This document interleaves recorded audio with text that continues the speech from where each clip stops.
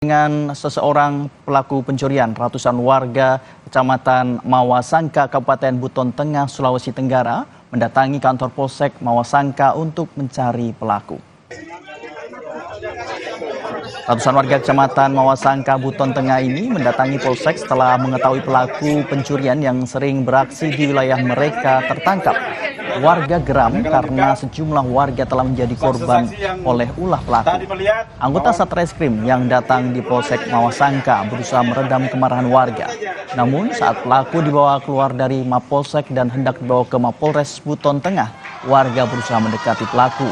Beruntung petugas bisa menahan aksi warga ini. Pelaku pencurian dengan modus hipnotis di beberapa tempat di wilayah Kabupaten Buton Tengah terungkap. Pelakunya saat ini sudah diamankan di Mapolsek Mawasangka. Dari informasi kita masukkan, kami akan mengembangkan pelaku yang sudah diamankan.